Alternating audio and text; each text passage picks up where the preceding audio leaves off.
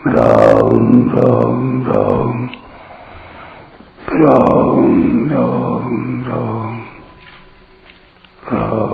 राम राम नारायण नारायण। तात्पर्य है कि मैं एक ही अनेक रूप से दिखता हूँ और अनेक रूप से दिखता हुआ भी मैं एक ही हूँ, अतः केवल मैं ही मैं हूँ।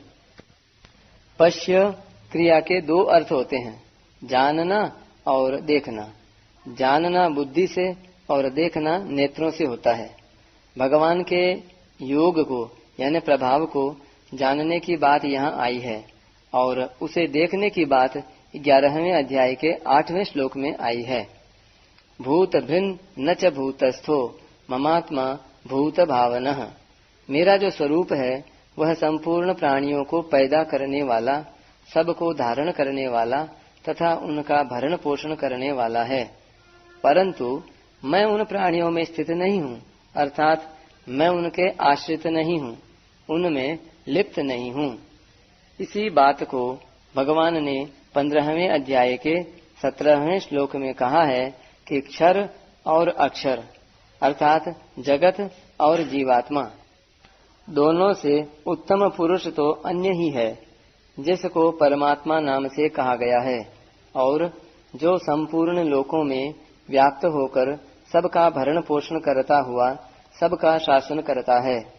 तात्पर्य यह हुआ कि जैसे मैं सबको उत्पन्न करता हुआ और सबका भरण पोषण करता हुआ भी अहंता ममता से रहित हूँ और सब में रहता हुआ भी उनके आश्रित नहीं हूँ, उनसे सर्वथा निर्लिप्त हूँ, ऐसे ही मनुष्य को चाहिए कि वह कुटुंब परिवार का भरण पोषण करता हुआ और सबका प्रबंध संरक्षण करता हुआ उनमें अहंता ममता न करे और जिस किसी देश काल परिस्थिति में रहता हुआ भी अपने को उनके आश्रित न माने, अर्थात सर्वथा निर्लिप्त रहे।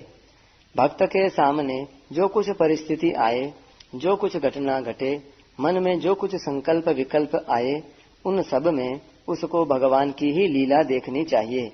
भगवान ही कभी उत्पत्ति की लीला, कभी स्थिति की लीला और कभी संहार की लीला करते हैं। यह सब संसार स्वरूप से तो भगवान का ही रूप है और इसमें जो परिवर्तन होता है वह सब भगवान की ही लीला है। इस तरह भगवान और उनकी लीला को देखते हुए भक्त को हरदम प्रसन्न रहना चाहिए। मार्मिक बात, सब कुछ परमात्मा ही है। इस बात को खूब गहरा उतरकर समझने से साधक को इसका यथार्थ अनुभव हो जाता है। यथार्थ अनुभव होने की कसौटी यह है कि अगर उसकी कोई प्रशंसा करे कि आपका सिद्धांत बहुत अच्छा है, तो उसको अपने में बड़प्पन का अनुभव नहीं होना चाहिए। संसार में कोई आदर करे या निरादर, इसका भी साधक पर असर नहीं होना चाहिए। अगर कोई कह दे कि संसार नहीं है और परमात्मा है, यह तो आपकी कोरी कल्पना है और कुछ नहीं, तो ऐसी काट छांट से साधक को किंचन मात्र भी बुरा नहीं लगना चाहिए। उस बात को सिद्ध करने के लिए दृष्टांत देने की, प्रमाण खोजने की इच्छा ही नहीं होनी चाहिए और कभी भी ऐसा भाव नहीं होना चाहिए कि यह हमारा सिद्धांत है, यह हमारी मान्यता है, इसको हमने ठीक समझा है। अपने सिद्धांत के विरुद्ध कोई कितना ही विवेचन करे तो भी अपने सिद्धांत में किसी कमी का अनुभव नहीं होना चाहिए और अपने में कोई विकार भी पैदा नहीं होना चाहिए। अपना यथार्थ अनुभव स्वाभाविक रूप से सदा सर्वदा अटल और अखंड रूप से बना रहना चाहिए। इसके विषय में साधक को कभी सोचना ही नहीं पड़े। परिशिष्ट भाव, मया ततमिदं सर्वम कहने का तात्पर्य है कि बर्फ में जल की तरह संसार में सत्ता है रूप से एक सम शांत सद्घन चिद्घन आनंद घन परमात्म तत्व परिपूर्ण है, जिसका प्रतिक्षण अभाव हो रहा है। उस संसार की स्वतंत्र सत्ता है ही नहीं। अज्ञान के कारण संसार में जो सत्ता प्रतीत हो रही है वह भी परमात्म तत्व की सत्ता के कारण ही है। जब सब में एक अविभक्त सत्ता है ही परिपूर्ण है, तो फिर उसमें मैं, तू, यह और वह, ये चार विभाग कैसे हो सकते हैं? अहंता और ममता कैसे हो सकती है? राग द्वेष कैसे हो सकते हैं? जिसकी सत्ता ही नहीं है, उसको मिटाने का अभ्यास भी कैसे हो सकता है? भगवान ने मत स्थानी सर्वभूतानि के लिए न च मत स्थानि भूतानि पद कहे हैं, और मया ततमिदं सर्वं जगदव्यक्त मूर्तिना के लिए न चाहम तेष्वस्थितः पद कहे हैं। जब तक साधक में यह भाव है कि परमात्मा और संसार दो हैं, तब तक उसको यह समझना चाहिए कि परमात्मा में संसार है और संसार में परमात्मा है।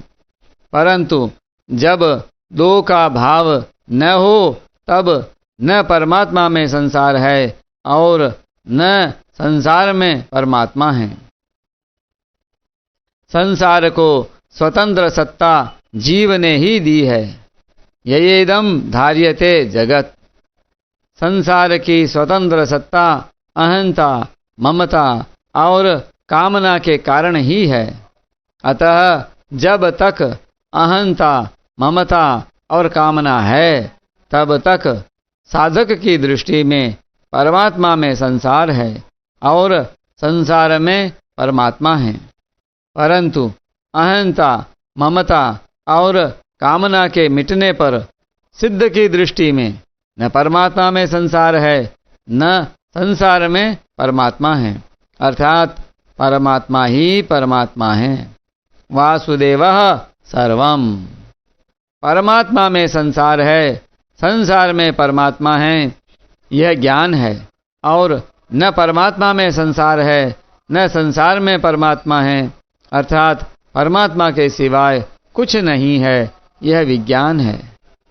श्रीमद् भागवत में आया है कि जब तक साधक की दृष्टि में जगत की स्वतंत्र सत्ता है, तब तक वह अपने बर्ताव के द्वारा प्राणियों में भगवत बुद्धि से उपासना करे।